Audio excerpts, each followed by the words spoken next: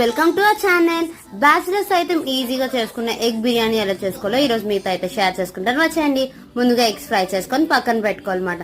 And ఇప్పుడు మీకు చూపిస్తున్న బిర్యానీ సామాన్లు అన్ని వేసుకొని ఆనియన్స్ అండ్ మిర్చి వేసుకొని మంచిగా ఫ్రై చేసుకోవాలి. ఈ ఆనియన్స్ అండ్ మిర్చి ఫ్రై చేసుకున్నాక మనం అయితే అల్లం వెల్లుల్లి పేస్ట్ వేసుకొని పచ్చివాసన పోయే వరకు కలిపెట్టుకోవాలి.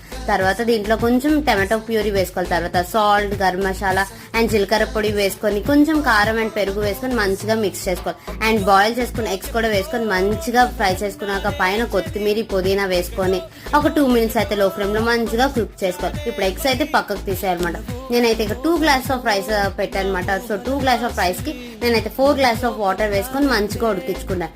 అండ్ ఒక 2 minutes ఉడికిపోయిన తర్వాత ఒక 2 minutes ముందు తీసి ఎగ్స్ అవి పైన పెట్టుకొని ఒక 2 minutes లో ఫ్లేమ్ లో కుక్ చేసుకొని ఫ్రైడ్ ఆనియన్స్ కూడా వేసుకుంటే అంతేనండి. Simple and tasty egg biryani అయితే ready. So do subscribe our channel for more videos. Bye bye guys.